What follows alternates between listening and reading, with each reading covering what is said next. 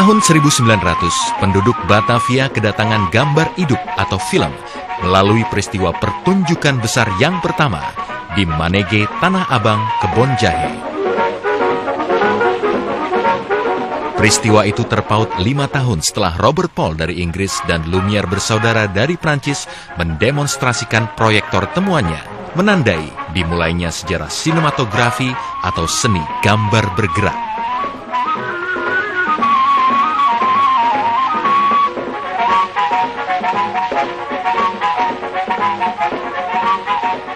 Pada awal kehadiran film di Indonesia, hanya kaum Eropa yang bisa menyaksikan.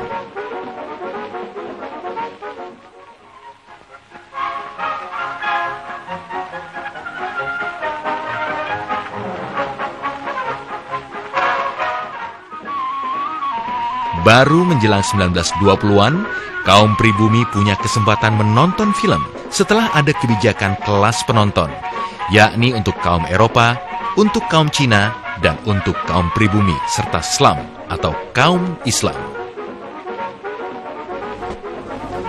Pemisahan kelas itu menyangkut lokasi pertunjukan, kualitas proyektor, serta harga tiket tanda masuk.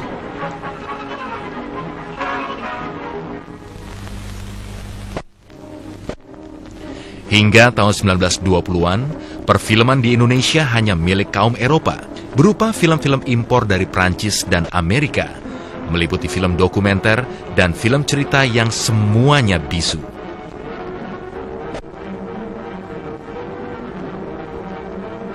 Karena masyarakat Belanda yang ada di Indonesia ini merasa bahwa bisa menonton bioskop dalam waktu yang singkat sesudah bioskop pertama dilahirkan, itu merupakan kebanggaan.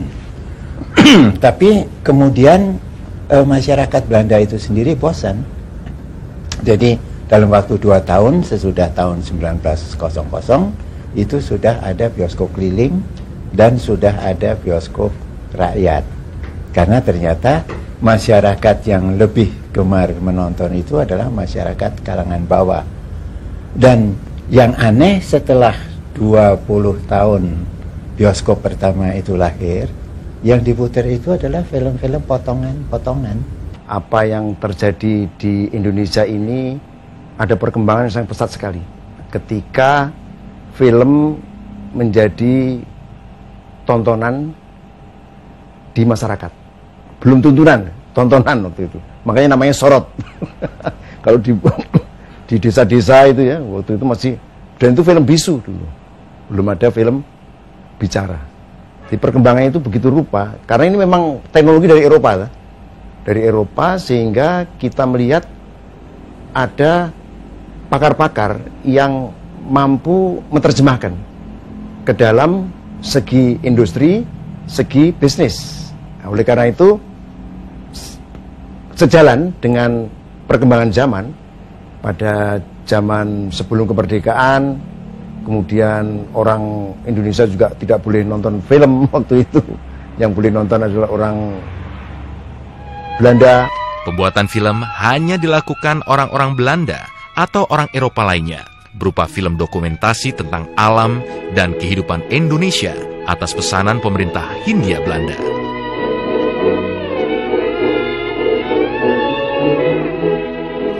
Masa itu lahir film Onze Oos atau Timur, milik kita, yang dibuat tahun 1919, dibiayai Colonial Institute atau lembaga kolonial.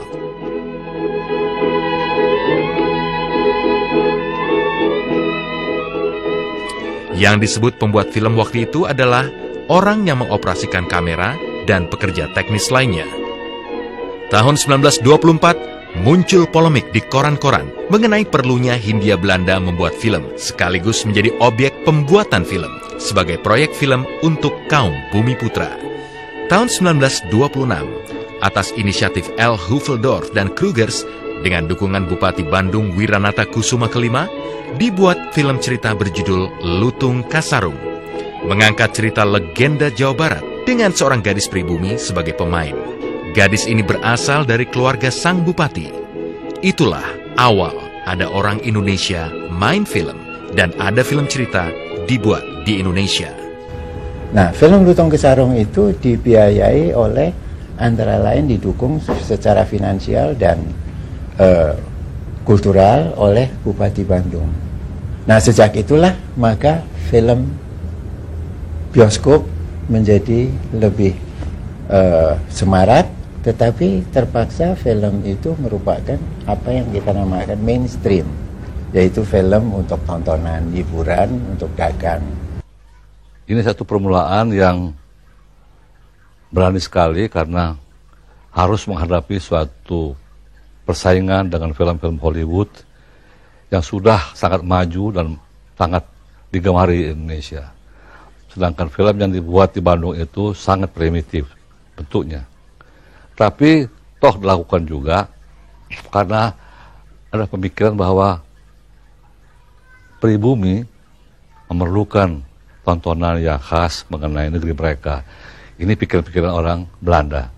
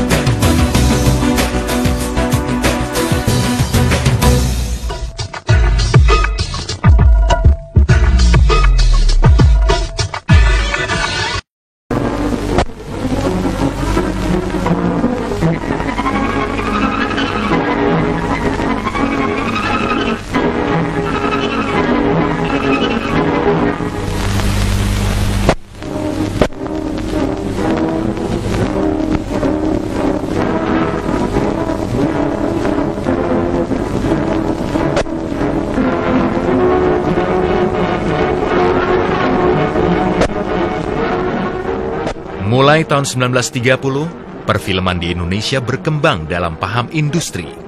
Selain L. Hufeldorf dan Krugers, ada F. Carli, keturunan Italia, kelahiran Bandung.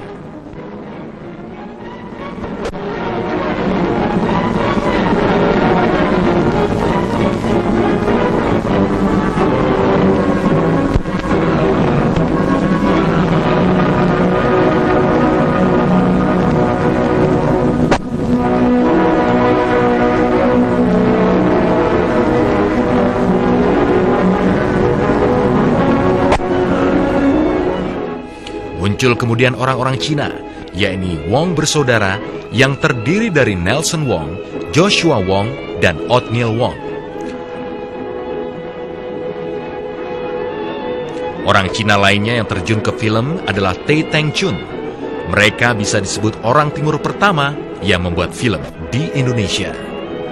Masa-masa ini mulai lahir film bicara atau tidak bisu.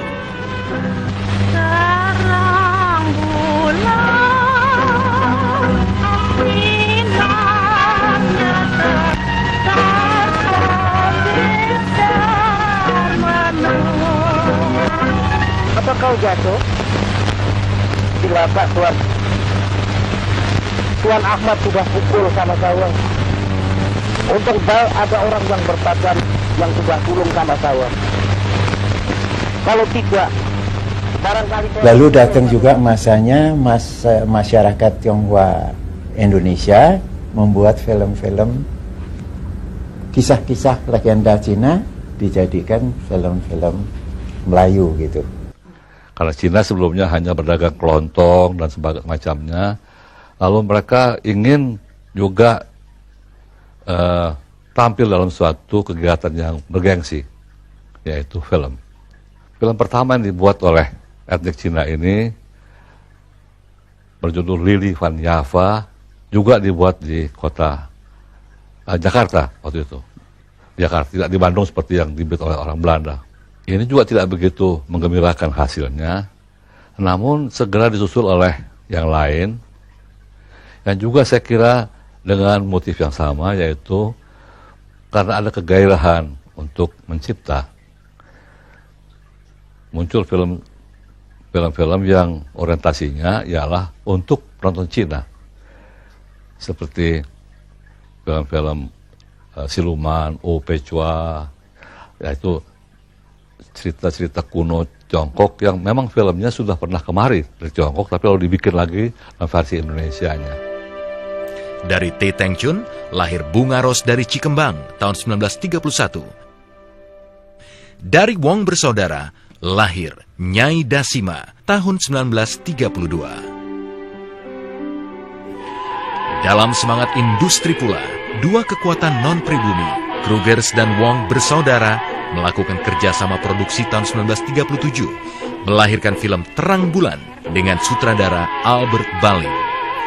Film Terang Bulan menjadi tren film laris yang disukai masyarakat.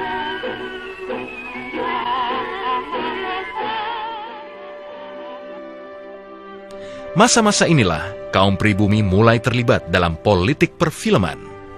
Seorang wartawan bernama Sairon yang menjadi penasehat di perusahaan Wong bersaudara memunculkan gagasan perlunya memanfaatkan seni tonil atau sandiwara yang kala itu mewarnai hasanah seni pertunjukan di Indonesia.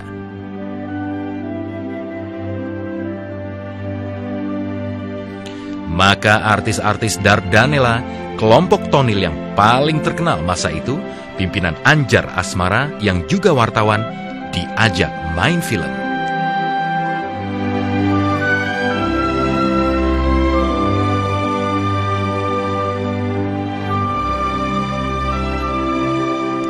Mulailah lahir artis-artis pribumi, antara lain Rukyah dan Raden Mukhtar.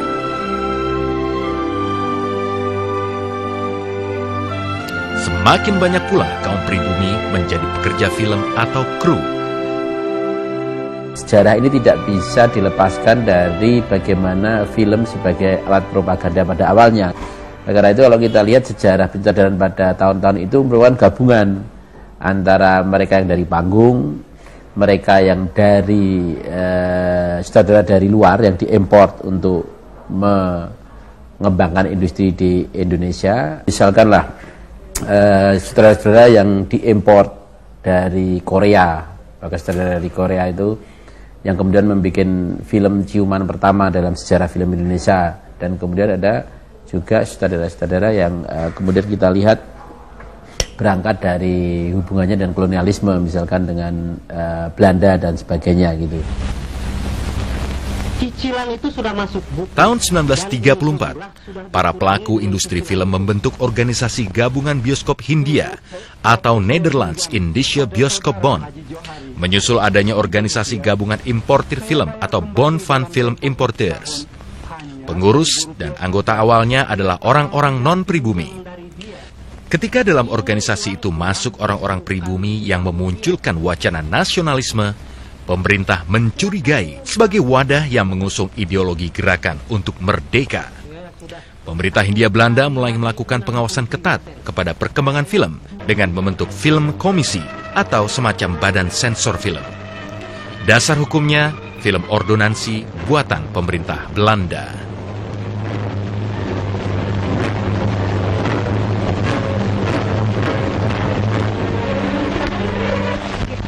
Pemerintah Belanda sama sekali tidak menaruh perhatian bagi pengembangan industri film di negeri ini. Dianggapnya pembuatan film di sini hanyalah seperti kegiatan pabrik-pabrik kecap atau pembuatan tauco dan sebagainya yang tidak begitu berarti bagi pengembangan negeri ini. Maka itu film tidak pernah ada pembinaan sama sekali dari Belanda, yang ada hanyalah dibatasi sensorship saja. Jadi film hanya disensor yang paling penting asal tidak mengganggu halayak umum, tidak ada mengajarkan kepada kejahatan, maka film itu bisa lolos. Itu saja, yang lain tidak ada.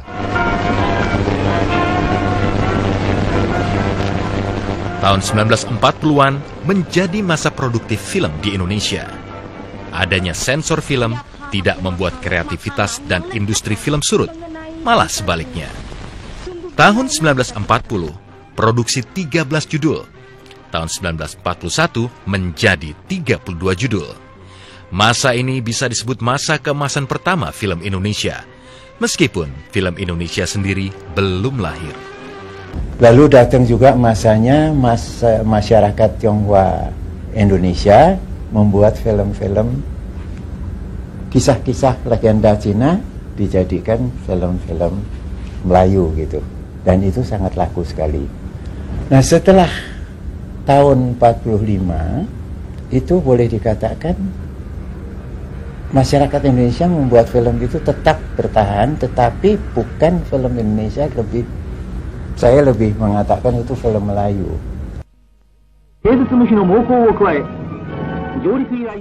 Keemasan dicapai di masa ketegangan menjelang Perang Dunia Kedua, saat Jepang menjarah kemana-mana. Bersamaan dengan panasnya gerakan politik nasionalisme, perfilman pun syarat nuansa politik. Pers dan kalangan terpelajar menuntut film berkualitas untuk perjuangan. Para seniman atau artis dituntut punya tanggung jawab melalui karyanya kepada rakyat. Baiklah, Adinda yang lebih dahulu mengucapkan selamat kepada Kakanda. Ia adalah seorang gadis dari rakyat biasa saja kota ini. Aku menang padanya. Para wartawan dan sineas menggagas perlunya klub kritisi dengan anggota wartawan Indonesia, Tionghoa, dan Belanda. Ada respon politik dari kalangan orang film dalam menanggapi wacana tersebut, yakni lahirnya organisasi bernama SARI atau Syarikat Artis Indonesia pada 28 Juli 1940 di Princeton Park atau Lokasari, Jakarta, dihadiri 58 aktivis film. Pencetusnya adalah Sairun dan Muhammad Sin, wartawan pengasuh ruang film majalah Pembangunan. Tatkala 8 Maret 1942 Belanda menyerah kepada Jepang, politik perfilman Indonesia mengalami perubahan besar-besaran. Pemerintah militer Jepang menjadikan film sebagai media propaganda politik Asia Timur Raya. Yang pertama dilakukan, menutup semua perusahaan film yang ada, termasuk JIF milik Tei Teng Chun, serta Tans Film milik Wong Bersaudara. Karena film-film mereka ini dianggap oleh Jepang tidak sesuai dengan cita-cita perjuangan mereka untuk meningkatkan cara berpikir bangsa-bangsa di Asia Timur ini. Itu yang terjadi. Jepang melarang semua studio itu bekerja kembali karena film-film Cina dianggapnya tidak bisa membangkitkan semangat perjuangan bangsa-bangsa di Asia Timur. Sebuah peralatan film disita. Studio film diduduki tentara. Kino tempat itu menjadi PFN. Kemudian pemerintah militer Jepang mendirikan perusahaan film bernama Jawa Eiga Kosha pada September 1942. Berubah menjadi Jepang Nippon Eiga Sha pada April 1943. Perusahaan ini gencar memproduksi film-film propaganda.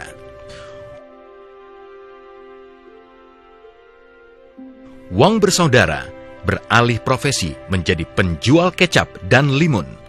Tei Teng Chun memimpin sandiwara Jantung Hati. Para artis kembali ke media tonil atau sandiwara.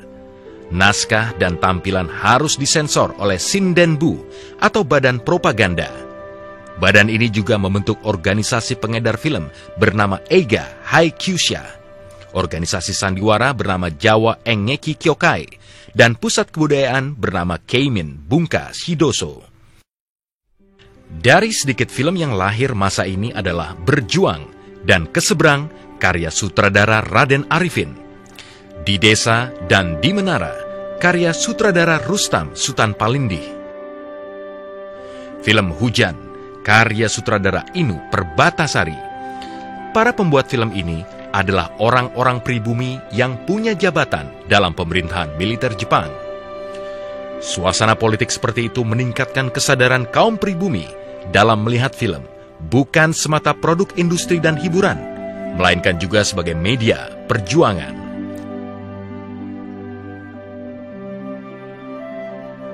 Tokoh pergerakan seperti Dr. Adnan K. Ghani ikut main, tapi karena produksi film makin surut, kegiatan para artis lebih banyak ke diskusi dan strategi politik. Usmar Ismail, Jayus Siagian, D. Jayakusuma menghidupkan klub diskusi film, lalu merintis sekolah film di Jogja. Namun, baru beberapa bulan ditutup pemerintah militer Jepang.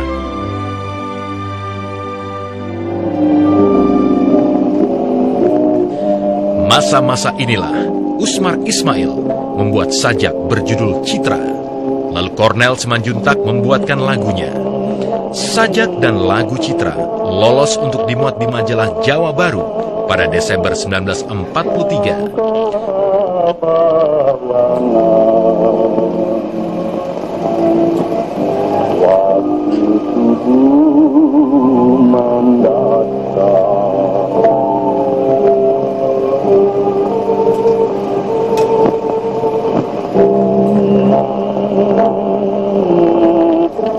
Tahun 1946, sajak dan lagu Citra difilmkan oleh Usmar Ismail.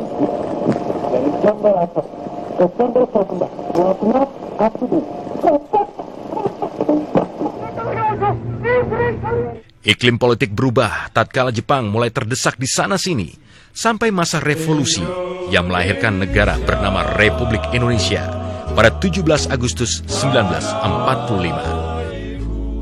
Hanya dalam hitungan hari, berbagai gerakan yang diprakarsai seniman bermunculan, bukan hanya di Jawa, tetapi juga di Sumatera. Kebanyakan lewat kelompok sandiwara. Usmar Ismail, Cornel Simanjuntak, D. Jayakusuma, Suryo Sumanto, dan lain-lain mendirikan perkumpulan seniman merdeka. Mereka menguasai pusat kebudayaan, berkeliling memberi penerangan pada rakyat, juga ikut di medan perang. Di Sumatera Barat, Syamsuddin Safei menggerakkan kelompok Ratu Asia.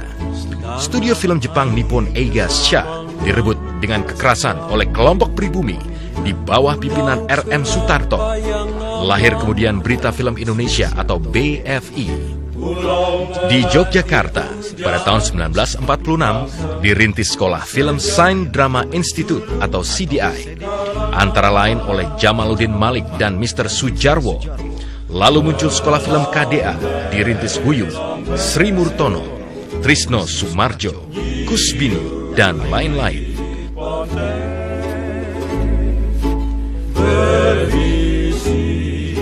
Mereka juga mendirikan Stitching Hiburan Mataram yang pada tahun 1950 melahirkan film Antara Bumi dan Langit. Waktu itu Jogja adalah pusat pemerintahan darurat.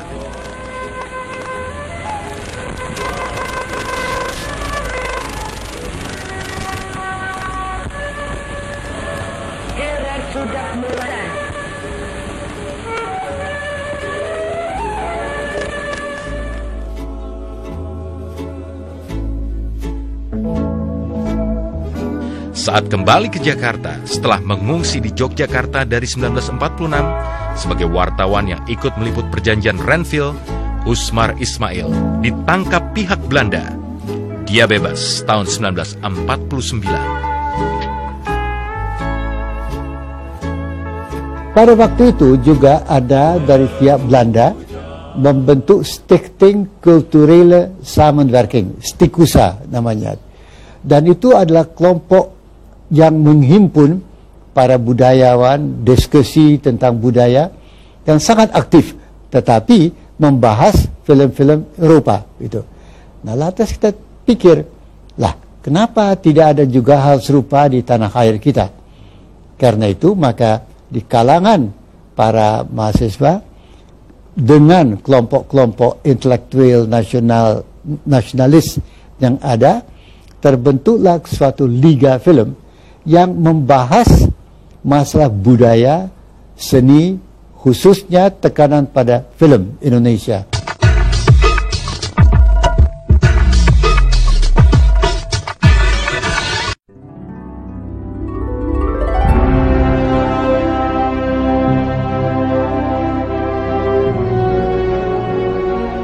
Keluar dari tahanan, Usmar Ismail membentuk perusahaan film nasional Indonesia atau Perfini. Bersama Jamaluddin Malik membentuk Perseroan Artis Film Indonesia atau Persari. Dari sinilah lahir film The Long March atau Darah dan Doa yang syuting pertamanya pada tanggal 30 Maret 1950. Peristiwa ini dijadikan Hari Film Indonesia atau Hari Kelahiran Film Indonesia. Cita-cita Usmar ini Yang mendasarkan pembuatannya ialah bahwa film dia itu lahir daripada akar budaya bangsa dan hasil pemikiran bangsa, serta dari satu karya seni yang bebas. Artinya bebas itu bukannya bebas seni untuk seni, itu bebas tidak dipengaruhi oleh pengaruh-pengaruh perintah orang lain seperti propaganda dan sebagainya. Ini menjadi pegangan yang kemudian ingin dijadikan suatu pegangan yang menyeluruh dari pembuatan film di Indonesia. Orang nggak menganggap bahwa ucapan itu atau sikap itu adalah sikap yang perlu dikembangkan terus di negeri ini, sehingga tanggal pembuatan film tersebut dijadikan Hari Film. Darah dan Doa itu menggunakan bahasa Indonesia yang baik, latar belakang kultural Indonesia, kemudian benar-benar itu yang disebut film Indonesia. Itu sebabnya film di mana pertama kali syuting day dari film Darah dan Doa itu kemudian menjadi Hari Film Nasional, yaitu 30 Maret tahun 50. Sekarang sudah beres? Belum. Beginilah di dunia. Lamanya tidak ada terima kasih. Saya suruh berjuang, berkorban, darah, keringat. Sekarang apa hasilnya? Bapak, terima kasih. Saudara sendiri bagaimana? Siapa? Saya? Saya biasa saja. Bagaimana saudara kita mengatakan, kali mula ya tetap mulai. Kalau dipikirkan sekarang saya terharu. Dulu kita sama-sama menderita, sama-sama suka. Bersama dengan Bung Usmar Ismail, kemudian beberapa teman-teman, kenapa kita tidak bikin film perjuangan itu? Maka ada Darah dan Doa, 6 Jam di Jogja. Itu para pelaku adalah mahasiswa. Del Yuzar ya, kemudian Suripto yang main di Darah dan Doa, dan Awaludin ya, dan pembantu itu semuanya mahasiswa. Pak Usmar sebagai seorang bapak perbendaharaan di bidang karya kreativitasnya, Pak Jamal di bidang industrinya, Pak Surya Sumanto di bidang artisnya. Jadi 3 orang inilah yang juga mewarnai dalam menyusun dan mengembangkan kebijakan pemerintah waktu itu. Sehingga terjadilah organisasi perfilman, apakah itu PPFI, apakah itu Parvi, apakah itu Karyan Film, semuanya berkembang itu. Nah, di sana baru muncul pemikiran-pemikiran untuk dikembangkan menjadi satu kebijakan yang tidak merugikan kepentingan bangsa, kepentingan orang film, dan kepentingan masyarakat luas. Masa-masa berikutnya perfilman nasional tumbuh dalam semangat idealistik. Film merangkum perjuangan jati diri bangsa, pencerdasan masyarakat, dan nasionalisme industri. Sistem dan infrastruktur mulai tersusun. Para produser Cina bangkit lagi, kembali membuat film-film menghibur dan lagu. Mereka juga mendatangkan film-film dari Filipina, Malaysia, dan India yang kemudian menguasai bioskop. Aku kemari. Dr. Huyung atau Enatsu Heitaro mulai meneriakkan perlunya undang-undang perfilman. Saat itu, organ pemerintah yang berkaitan dengan film hanya Badan Sensor Film. Masyarakat dan pers mulai jengkel karena dominannya film hiburan, sementara film berkualitas tidak kebagian tempat. Perjuangan pertama-tama adalah bagaimana bisa putar film Indonesia di bioskop, di teater sinema di Jakarta ini, di Surabaya dan sebagainya.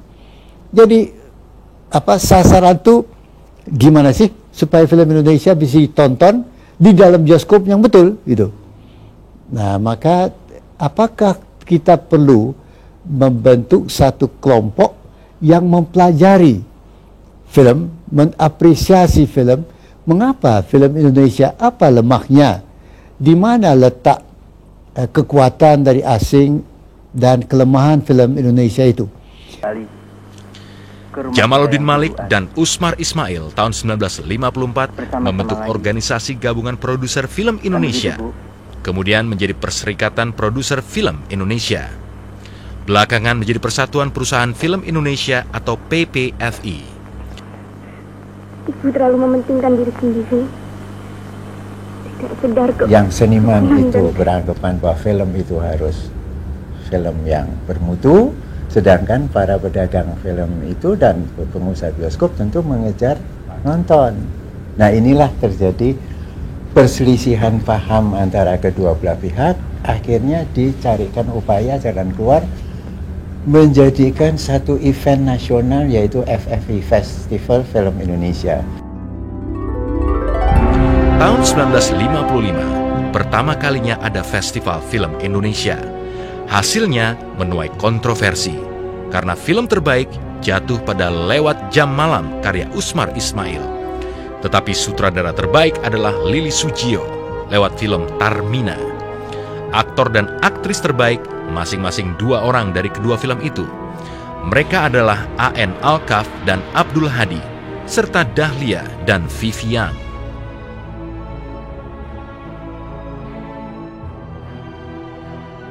Film di sini harus dinilai sebagai bagian dari alat pembangunan bangsa. Film bukanlah hanya harus dilihat sebagai satu industri semata, tapi dia harus alat untuk membina bangsa, maka itu perlu dibantu oleh pemerintah. Hal ini memakan waktu yang panjang sekali untuk meyakinkan pemerintah, sehingga barulah tahun 64 pemerintah, yaitu dalam hal ini Presiden Soekarno, melahirkan suatu Penpres yang menetapkan bahwa Departemen Penerangan sebagai pembina perfilman nasional. Ini suatu kemajuan yang besar sekali, bahwa pemerintah sekarang menetapkan ada satu kementerian yang bertugas untuk membina perfilman nasional. Tetapi ini pembinaan ini kemudian ditentang oleh kalangan kiri, yaitu kalangan PKI dan antek-anteknya, karena di dalam Penpres ini disebutkan bahwa pembinaan film nasional itu berdasarkan Pancasila. Itu antara lain yang paling penting, sehingga tidak setuju oleh kalangan kiri. Karena bagi kalangan kiri, Pancasila itu hanyalah alat pemersatu, bukan falsafah bangsa. Tahun 1956, para wartawan film mendirikan Persatuan Pers Film Indonesia atau PERFEPI. Suryo Sumanto merintis berdirinya Persatuan Artis Film Indonesia atau PARFI.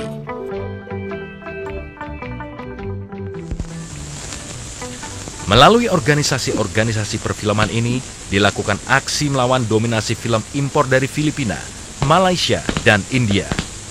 PPFI melakukan aksi tutup studio.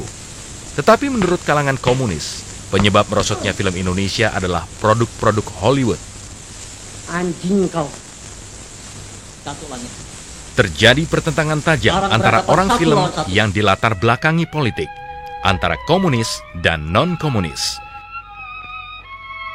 Pada saat itu terjadi apa yang kita sebut dengan masuknya ideologi ke dalam perfilman nasional, ke dalam orang-orang film. Nah, disinilah terjadi 2 kubu, ya, kubu Pak Usmar sama Pak Jamal, Pak Manto, kubu dari Lembaga Kebudayaan Rakyat waktu itu. Terasa sekali waktu itu. Nah, kebijakan tentu tergantung daripada tren politik pemerintah waktu itu. Ternyata 2 kubu ini sangat berlawanan sekali, sehingga terjadilah puncak daripada pengembangan perfilman dikaitkan dengan idealisme tadi. Industri film nasional itu telah mengalami kebangkrutan akibat banyaknya pertikaian yang terjadi pada tahun 60-an antara kalangan film Indonesia sesama mereka, yaitu antara yang pro dan kontra, ditambah antara yang pro dan kontra kiri dan kanan ini, progresif yang mereka menamakan ini progresif revolusioner dan katanya anti revolusi, juga dalam keadaan ekonomi Indonesia yang semakin memburuk. Maka pada tahun-tahun 65 sampai 45 kita lihat ada berbagai bentuk sutradara. Sutradara dari teater, kemudian sutradara yang tumbuh dari workshop-workshop dan sekolah di luar negeri, entah itu di Hollywood, entah itu di Eropa dan sebagainya. Dan kemudian saudara-saudara yang mulai tumbuh dari magang film. Itu kalau kita lihat apa yang menjadi persoalan pokok pada saat itu, ya masalah politik waktu itu. Akhirnya ketika politik itu bertarung pada puncaknya, ya akhirnya film juga mengikuti itu. Ia telah gugur. Ini yang membuat FFI gagal terselenggara tahun 1957, 1958, dan 1959. Siap sedia untuk mengadakan. Apalagi Jamaluddin Malik dikenai tahanan rumah dalam kasus politik. Begitu bebas tahun 1960, dia membuat FFI yang kedua. Pemenangnya film Turang, berikut sutradaranya Bahtiar Siagian yang berhaluan komunis.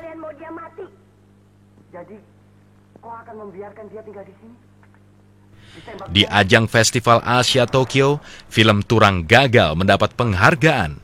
Sementara artis Suzana yang membintangi film Asrama Dara karya Usmar Ismail meraih penghargaan sebagai aktris cilik terbaik. Si Gemblong, itu loh yang lucu. Film bukan hanya hiburan, film juga alat pendidikan. Film juga pembina nilai, value formation, membentuk nilai itu.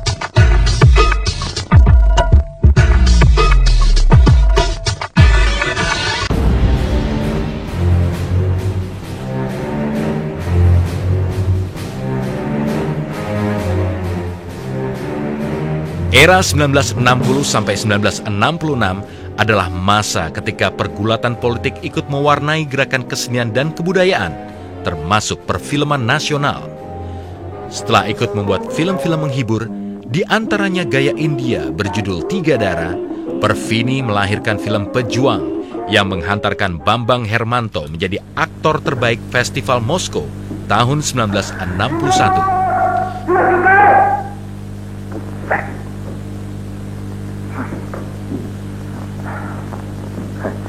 Enak ya jadi komandan. Kau mau jadi komandan? Tidak. Tampangmu juga bukan tampang komandan. Tahun 1962, Jamaluddin Malik dan Usmar Ismail bekerja sama dengan produser Filipina membuat Holiday in Bali, yang merupakan film berwarna pertama. Dilanjutkan kerjasama dengan Singapura, membuat film Bayangan di Waktu Fajar. Jangan bodoh kecil, kawan. Sila duduk. Nama saya akan menjadi mulut orang. Orang ramai akan tertanya. Setelah dari Orde Lama ke Orde Baru ditata oleh Pak Ali Murtopo, barulah pengembangannya itu dikaitkan dengan nilai-nilai idealisme, maka dibentuklah perangkat-perangkat yang mengacu kepada pengembangan perfilman nasional. Contoh misalnya Dewan Film, ya, kemudian BPPN, semuanya itu perangkat-perangkat itu dikaitkan dengan nilai-nilai landasan perundang-undangannya, landasan idealnya, dan landasan operasionalnya. Secara politik, pemerintah merangkul perfilman dengan dibentuknya Direktorat Film Departemen Penerangan. Pejabatnya Dr. Andes Shumanjaya, lulusan Akademi Sinematografi Moskow tahun 1965. Selanjutnya dibentuk Dewan Produksi Film Nasional atau DPFN yang menghasilkan sejumlah film percontohan. Antara lain film Apa Yang Kau Cari Pak Lupi karya Asrul Sani. Pada tahun 1970, Apa Yang Kau Cari Pak Lupi menjadi film terbaik Festival Film Asia. Pertama kalinya, film Indonesia mendapat penghargaan di ajang festival internasional. Dalam tata buku saya, ada 3 golongan yang hadir.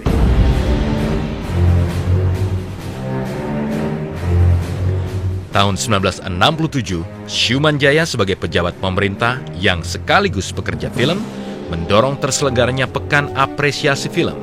Ini yang kemudian dianggap sebagai FFI ketiga. Tidak ada film terbaik, sedangkan sutradara terbaik adalah Misbah Yusabiran lewat film Di Balik Cahaya Gemerlapan.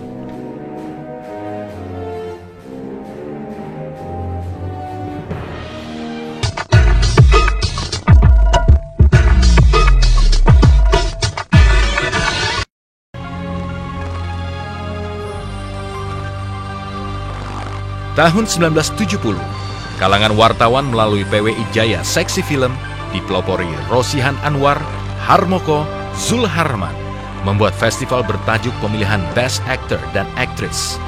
Pada tahun ketiga penyelenggaraan, yakni 1973, bertubrukan dengan FFI yang digelar oleh Yayasan Film Indonesia atau YFI dengan pelopornya Turino Junaidi. Dua versi festival ini berlangsung sampai 1975. Pemerintah memaksa versi PWI diintegrasikan dengan FFI. PWI gabung dengan YFI sebagai penyelenggara FFI yang didukung resmi pemerintah. Setelah itu, FFI berlangsung rutin dengan ketua penyelenggara bergantian dari organisasi perfilman.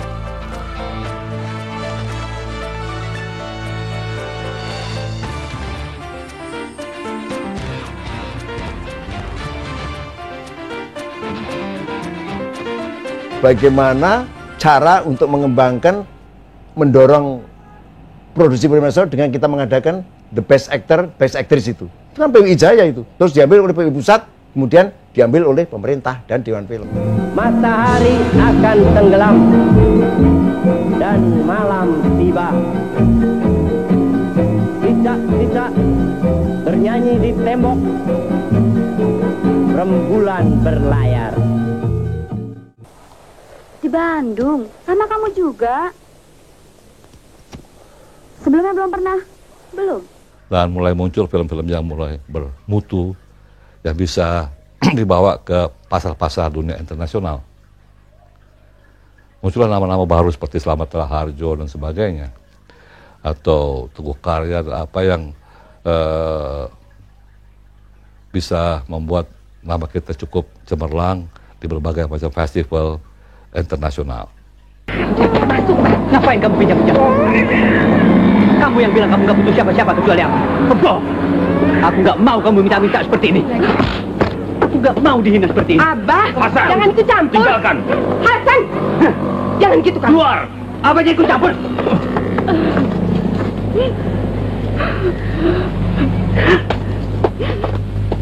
Wim Umboh, kita mengenal Sumanjaya, kita mengenal Ami Priyono, kita mengenalnya Abbas Akub, itu 70 sampai 80 gitu.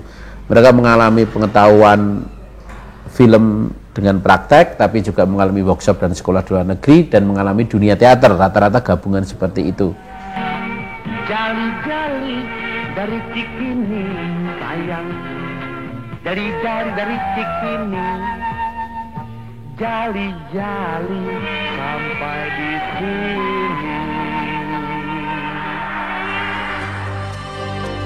Dekade 1970 sampai 1980 merupakan masa terbangunnya pondasi apresiasi yang penuh semangat dari masyarakat menuju tertatanya infrastruktur perfilman nasional. Berikut regulasinya. Engkaulah bayangan waktu subuh mendatang. Persoalan sekarang bukan lagi bagaimana film Indonesia masuk ke dalam bioskop, bukan itu lagi, tapi bagaimana film Indonesia mempunyai arti, punya makna itu. Saya kurang senang dengan gaya-gaya hantu-hantu. Kita habis nonton itu nggak ada kesan itu. Jadi so what itu apa? Jadi kalau kita nonton Darah dan Doa misalnya dari punya Usmar Ismail atau 6 jam di Jogja, kan kita habis nonton kita masih duduk termenung, kan itu ada suatu hal yang kita bawa di dalam hati.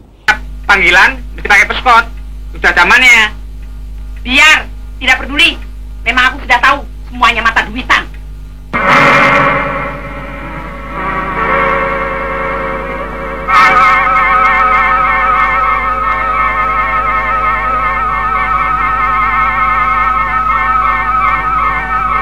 Itu seiring dengan seluruh perubahan di dalam masyarakat. Kalau kemudian kalau kita lihat tahun 70-80, sutradara itu bertemu dengan kebudayaan populer Indonesia yang terkenal, novel-novel yang terkenal seperti Badai Pasti Berlalu, komik-komik yang terkenal pada waktu itu, cerita-cerita silat sehingga ada Panji Tengkorak dan sebagainya. Jadi sutradara Indonesia yang merupakan gabungan antara teater, sekolah di luar negeri khususnya di Eropa, bertemu dengan kebudayaan pop Indonesia. Pada waktu itu dengan TVRI masih satu-satunya, film Indonesia menjadi anak emas waktu itu. Jadi tontonan audiovisual yang menjadi anak emas adalah film Indonesia.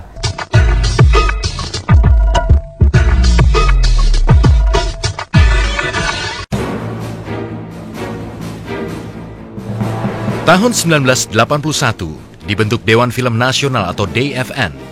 Setahun berikutnya, tahun 1982, FFI diambil penyelenggaraannya dari YFI oleh Dewan Film Nasional di bawah Departemen Penerangan.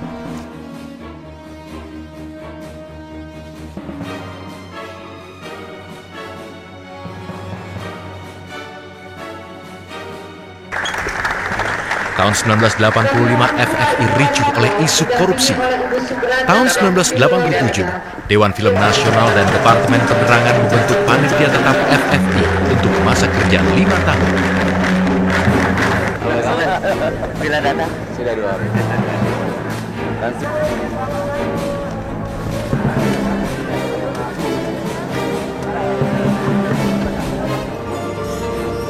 Sampai tahun 1992, masa kerja Pantap FFI habis.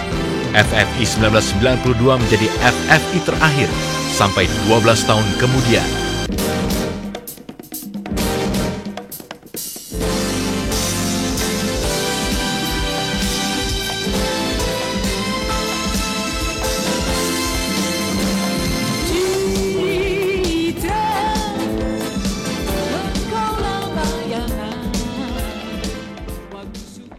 Orang serakah, keji. Bangun! Bangun! Dalam semangat melindungi perfilman nasional, lahir Undang-Undang Nomor 8 tahun 1992 tentang perfilman. Ular beludak. Lahirnya Undang-Undang Perfilman melibatkan berbagai unsur dalam masyarakat, serta melalui rintisan yang panjang dengan semangat memberikan perlindungan pada perfilman nasional.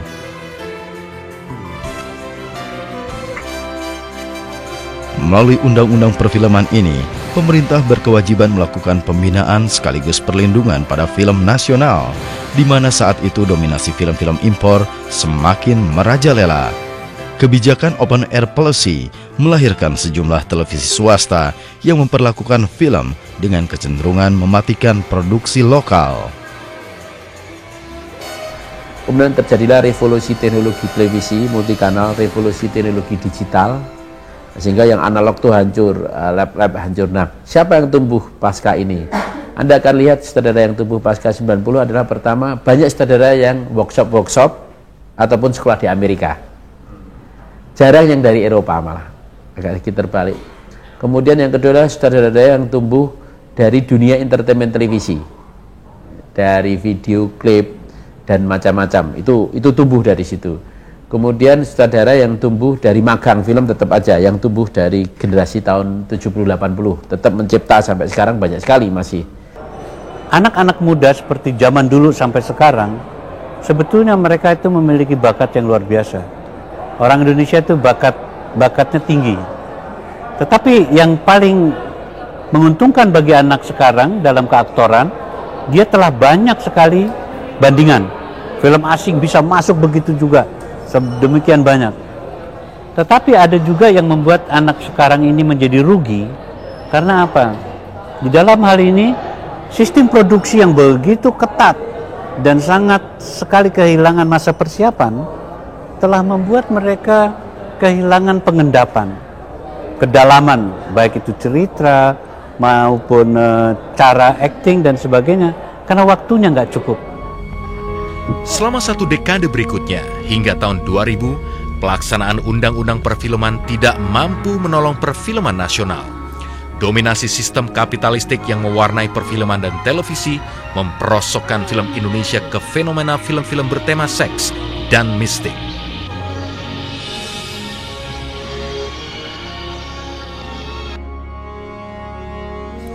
Setelah film-film jenis itu bertahan sampai beberapa tahun, perfilman Indonesia akhirnya memasuki apa yang disebut mati suri. Ditandai dengan bangkrutnya bioskop-bioskop di berbagai daerah, serta surutnya secara drastis produksi film nasional.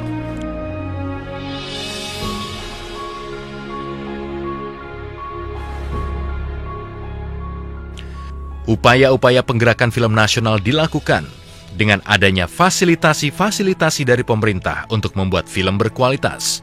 Muncul antara lain film Cemeng 2005 karya N. Riantiarno, Bulan Tertusuk Ilalang karya Garin Nugroho, Fathahilah karya Hairul Umam dan Imam Tantowi.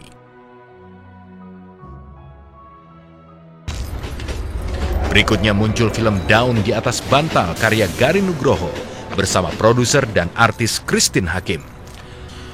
Walau film-film tersebut sulit diterima masyarakat Indonesia, kehadirannya bisa membawa nama Indonesia di ajang festival film internasional.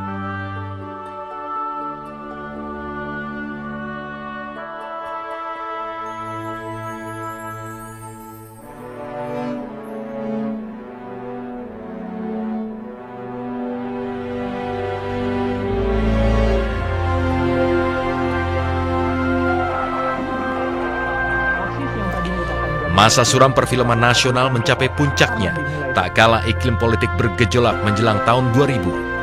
Era Orde Baru tumbang dalam sebuah gerakan reformasi. Organisasi-organisasi perfilman yang menjadi tiang penyangga perfilman nasional ikut lumpuh.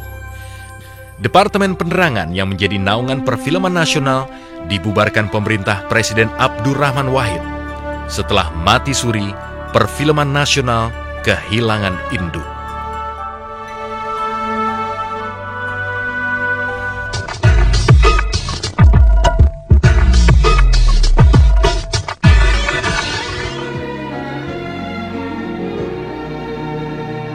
Dekade setelah tahun 2000 adalah masa bergeraknya kembali perfilman nasional. Dimulai dengan munculnya film Petualangan Sherina karya Riri Riza. Disusul Ada Apa Dengan Cinta karya Rudi Sujarwo. Kedua film tersebut produksinya di bawah arahan Mira Lesmana. Nama-nama seperti Riri Riza, Rudi Sujarwo, dan Mira Lesmana kemudian dianggap sebagai bagian dari penggerak bangkitnya kembali perfilman Indonesia. Rangga, kayaknya kita nggak usah ketemu-ketemu lagi. Maksud kamu? Era baru ini selanjutnya ditandai dengan munculnya sejumlah pemilik modal yang memproduksi film Indonesia. Muncul antara lain film Cabaukan karya Nia Dinata. Disusul film-film selanjutnya seperti Arisan dan Berbagi Suami. Dengan mas kawin cincin mas 2 gram tunai. Selanjutnya muncul film-film seperti Jalangkung karya Jose Purnomo dan Rizal Mantovani. 5 Sehat 4 Sempurna karya Richard Buntario. Pembuatnya kalangan pembuat video klip dan iklan serta pelaku industri televisi. Sementara itu para pelaku industri perfilman yang terdiri dari kalangan India dan Cina bergerak lagi. Antara lain dengan memproduksi film laris, Kafir karya Mardali Syarif, Eiffel I'm in Love karya Nasri Capi. Nah, film-filmnya sekarang ini muncul di layar putih adalah hasil karya generasi muda yang sebetulnya agak terputus dari sejarah bangsanya sebelumnya, karena ada semacam masa mati yang panjang antara tahun 1900 sampai lahirnya film-film bioskop sekarang ini. Kebijakan dalam pembinaan perfilman, satu, saya dorong industrinya. Ya, jadi industrinya didorong biar jumlahnya jadi banyak. Yang kedua, kebijakan yang kedua yang membina budayanya. Jadi menjaga agar film itu jangan keluar rel, ya, karena ini akan menjadi identitas bangsa. Ya. Jadi lembaga sensor harus tetap bekerja menjaga film itu, ya. Badan Pengembangan Perfilman Nasional (BP2N) harus bekerja, ya. Festival film dilakukan sehingga setiap tahun kita bisa mengevaluasi bagaimana film kita masih dalam jalurkah, masih cocokkah, atau ada beberapa yang keluar jalur. Ini harus dijaga. Jadi itu kebijakan yang saya dari hari ke hari, dari bulan ke bulan terus dilakukan. Film Indonesia bangkit kembali setelah 1 dekade mengalami mati suri. Kebangkitan kembali film Indonesia pada tahun 2004 berlangsung mulai ketika negeri ini secara politik di bawah pemerintahan Kabinet Indonesia Bersatu pimpinan Presiden Susilo Bambang Yudhoyono. Masa ini perfilman nasional berada di bawah naungan Departemen Kebudayaan dan Pariwisata dengan menterinya IR Jero Wacik SE.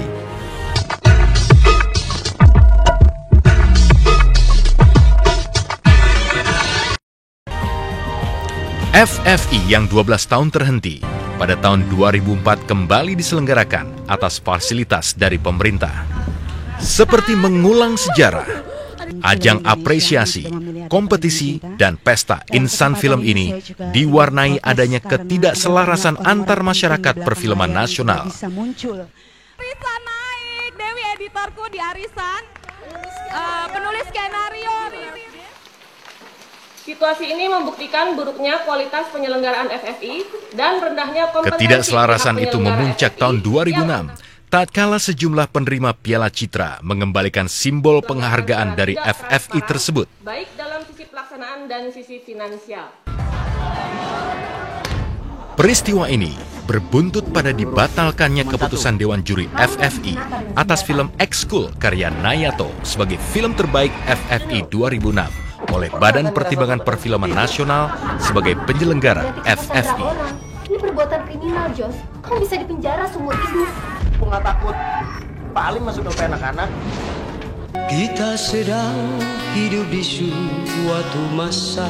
Perfilman nasional dekade 2000 hingga 2010 merupakan masa pembelajaran kembali bagi masyarakat film, juga bangsa, dalam mengelola iklim kebebasan dan demokrasi di era reformasi. Film Indonesia berada dalam simpang jalan sebagai karya cipta budaya dan produk industri.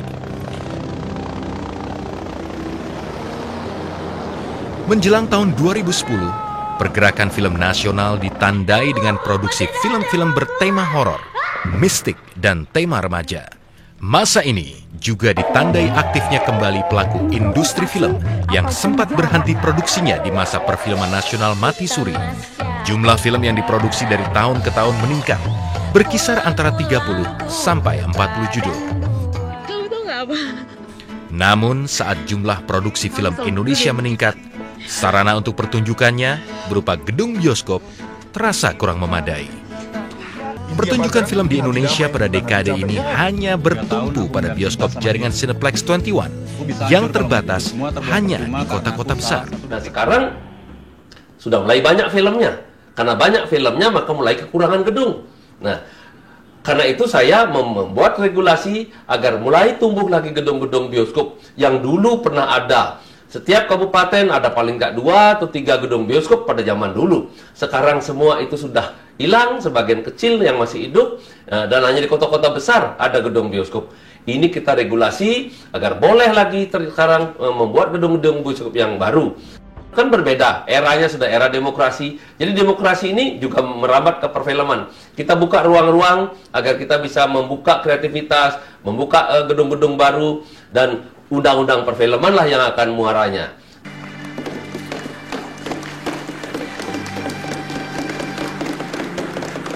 Kini layar baru telah terbentang.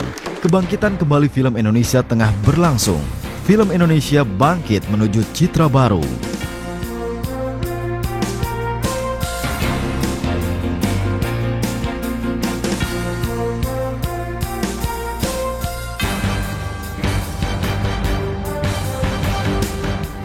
Nah, cita-cita saya sederhana dan real ya. Pertama, jumlahnya harus banyak. Berapa banyaknya? Nah, ini. Dulu hanya 3-5 per tahun, sekarang sudah sampai pada 50-an, malah tahun ini sudah bisa sampai sekitar 80 film setahun. Saya punya pikiran 100 mestinya bisa, nanti suatu saat 200 per tahun. Kebangkitan kembali film Indonesia dimulai dari munculnya semangat untuk memproduksi film Indonesia yang dilakukan sepenuhnya oleh pelaku perfilman. Berikutnya adalah tergugahnya kembali masyarakat untuk mempercayai bahwa film Indonesia pantas untuk disaksikan di gedung bioskop. Kenapa sih? Jika sebelum tahun 2004 jumlah produksi berkisar sekitar 5 judul, maka tahun-tahun berikutnya terus meningkat. Tahun 2008 jumlah produksi mencapai sekitar 80 judul film. Memang jumlah ini belum bisa menyamai jumlah produksi film Indonesia dekade 1980-an yang mencapai 120 judul per tahun.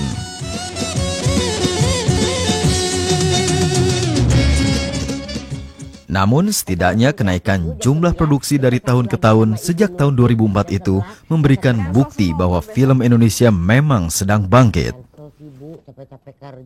Tapi kalau jumlah saja tidak cukup, mutunya harus baik. Nah sekarang sudah mulai kelihatan, film-film kita sudah mulai bermutu, malah ada beberapa yang bermutu tinggi. Nah indikatornya adalah bangga orang Indonesia punya film-film itu, kemudian senang menontonnya. Jadi kalau film Indonesia sudah ditonton berminggu-minggu sampai antri, sampai ke daerah-daerah dimanapun diputar, ngantri masyarakat kita menonton filmnya sendiri, itu artinya sudah bangga dan memang filmnya bermutu. Potensi yang tumbuh dari masyarakat perfilman pada gilirannya membutuhkan tatanan industri yang memadai, serta pembinaan untuk menjadikan film tetap sebagai sebuah karya cipta seni budaya yang memberi manfaat bagi masyarakat. Dinamika demokrasi di Indonesia memberikan kebebasan yang seluas-luasnya untuk berekspresi melalui film. Sementara film sebagai produk industri kreatif yang dikonsumsi publik atau masyarakat luas membutuhkan peran serta pemerintah sebagai fasilitator. Tantangannya adalah sebetulnya sama dengan tantangan pembangunan ya. Mempersatukan masyarakat itu yang kuncinya seorang leader di dalam negara yang memasuki era demokrasi. Mempersatukan semua komponen, di sanalah tantangannya ya. Jadi harus sabar, harus merangkul semua ya, harus bisa mengerti apa yang dipikirkan oleh semua komponen ya. Ada masing-masing berpikir dengan caranya sendiri. Pemimpin ini harus bisa merangkul semua dan meyakinkan mereka ini negeri kita, film milik kita semua. Jadi semua insan film tidak boleh ada di luar lingkaran, semua masuk dalam lingkaran, kita benahi semua. Jadi kalau ada yang mengatakan misalnya FFI jurinya kurang baik, mari menjadi juri. Kalau ada yang mengatakan panitianya kurang sempurna, mari sempurnakan masuk ya. Mari kita kawal film ini sehingga ke depan makin banyak jumlahnya, makin tinggi mutunya, dan tetap dalam koridor kebudayaan Indonesia. Semua film sudah digaranti, sudah dijaga, sudah disensor dengan baik. Jadi hal-hal yang di luar jalur, sangat di luar jalur sudah kita amankan. Film ini sangat menjanjikan masa depan bangsa. Film ini sangat besar peranannya pada pembangunan bangsa. Mari kita jaga film, mari kita dorong film bersama-sama. Jadi saya melihat senias-senias muda, senias-senias tua, bintang film, karyawan film, semua industriawan film, mari bersama-sama. Film Indonesia saat ini sudah bangkit kembali. Eksistensinya ditandai dengan jumlah produksi yang terus meningkat, serta semakin banyaknya masyarakat terlibat dalam kegiatan perfilman. Selain film-film industri yang tumbuh, juga berkembang film-film yang disebut sebagai karya independen. Lagian gue segala padanya kok, darah lo itu emang udah darah orang cakep, Pak, walaupun cuma pakai tongkat. Organisasi-organisasi perfilman kembali memainkan perannya, baik organisasi-organisasi lama maupun yang baru. Di berbagai kota dan daerah bermunculan komunitas-komunitas film dengan berbagai kegiatannya. Termasuk di dalamnya adalah kegiatan-kegiatan festival film, baik dalam skala lokal maupun nasional, bersifat khusus maupun umum. Selain produksi film dan kegiatan perfilman yang terus meningkat, capaian jumlah penonton film Indonesia juga semakin tinggi. Ini berarti berlangsung peningkatan apresiasi di kalangan masyarakat penonton. Jumlah penonton film Indonesia yang disebut laris saat ini bisa mencapai angka 4 juta penonton. Assalamualaikum. Waalaikumsalam. Saat film Indonesia sudah bangkit, maka kebangkitan itu membutuhkan pengelolaan yang memadai dan berkesinambungan. Pengelolaan ini mencakup banyak sektor sesuai dengan sifat dan karakter film yang multi-layer. Dari masalah regulasi sampai penyediaan fasilitas menjadi sangat penting. Apa yang disebut infrastruktur industri perfilman sudah saatnya untuk diwujudkan kembali setelah berantakan selama 2 dekade.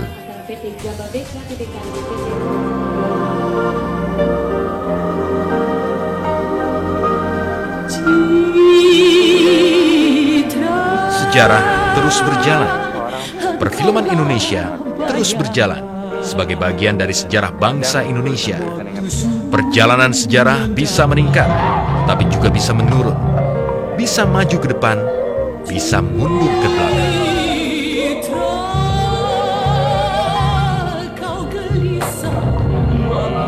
Kita tentu berharap sejarah perfilman dan bangsa ini menuju ke arah yang lebih terhormat, sehingga memberi martabat di tengah budaya dan industri dunia.